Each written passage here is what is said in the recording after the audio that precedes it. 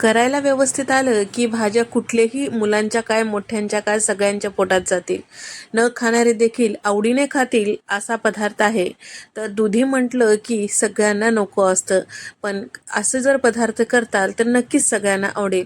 रोजच्या जेवणातल्या डाळी किंवा भाजी जर तुम्ही थोडीशी वेगळ्या पद्धतीने करताल तर नेहमीपेक्षा वेगळी चव होईल आणि सगळ्यांना नक्कीच आवडेल. तर आजची रेसिपी डाळीचा वापर करून करणार आहोत. तर त्यासाठी इथे मी पहिल्यांदा दुधी घेतलेली आहे. मध्यम आकाराची दुधी घेऊन स्वच्छ धुवून पुसून वरची साल काढून मोठ्या फोडी चिरून घ्यायचं आहे.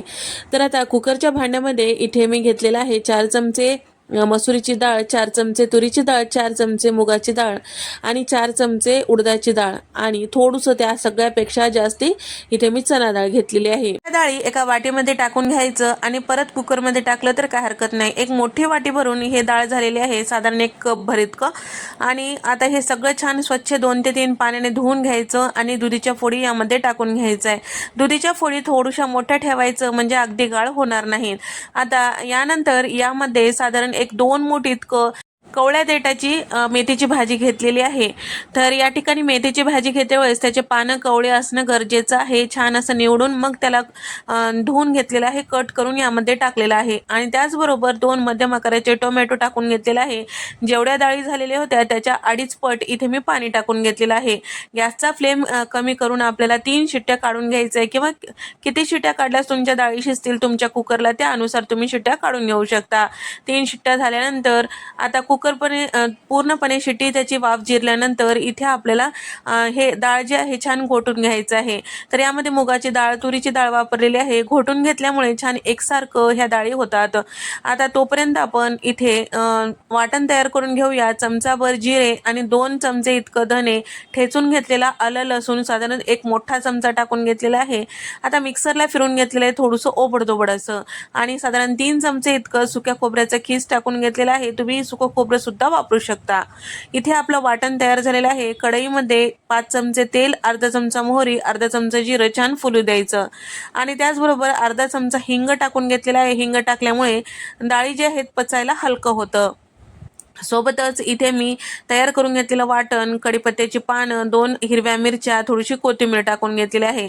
तर या ठिकाणी आता हे वाटण जे आहे थोडंसं परतून घ्यायचं. यामुळे आपल्या डाळीला छान असा खमंग फ्लेवर येतो आणि चमचाभर हळद, चमचाभर लाल मिरची पावडर आणि सोबतच इथे मी चमचाभर गरम मसाला टाकून घेतलेला आहे किंवा भाजीला जो कोणता मसाला तुम्ही वापरता ते टाकलं तरीही चालतं. नसेल तर सरळ सांबार मसाला जरी टाकलं तरीही चालू शकतो. तर आता या ठिकाणी आता सगळ्या मसाले व्यवस्थित मिक्स केल्यानंतर शिजवलेल्या ज्या डाळी आहेत ते टाकून घेतलेल्या आहे. चवीपुरतं मीठ टाकून घेतलेलं आहे. इथे पाणी वगैरे टाकायची अजिबात घाई गडबड करायचं नाही. आपण जे वाटण तयार करून घेतलेलं होतं ते सगळं एकसारखं छान व्यवस्थित मिक्स करायचं, 1 मिनिट शिजू द्यायचं. त्यानंतर यामध्ये साधारण 1-1.5 ग्लास इतकं पाणी टाकून घेतलेलं आहे. तुम्हाला ही जे आमटी किंवा वरण तुम्हाला कितपत दाटसर आणि पातळ आवडते त्यानुसार तुम्ही पाण्याचं प्रमाण ठरवू शकता. आम्हाला जास्त असं पातळ करायचं नाही किंवा अगदीच घट्ट ठेवायचं नाही. या पद्धतीने मी ठेवलेलं आहे. त्यासाठी 1.5 ग्लास पाणी वापरलेलं आहे. सगळं छान व्यवस्थित मिक्स करायचं. 1-2 मिनिटं छान असं शिजून घ्यायचं.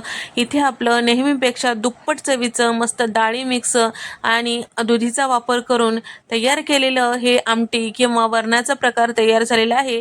एकदा या पद्धतीने नक्की ट्राय करून पहा, तुम्हाला सुद्धा नक्की आवडेल. तुम्हाला एक विनंती आहे, तुम्हाला जर अशा नवनवीन रेसिपीज पाहायला आवडत असतील तर नक्की चॅनलला सबस्क्राईब करा आणि आवडल्यास एक लाईक नक्की करा. नंतरच्या रेसिपीमध्ये भेट देऊया.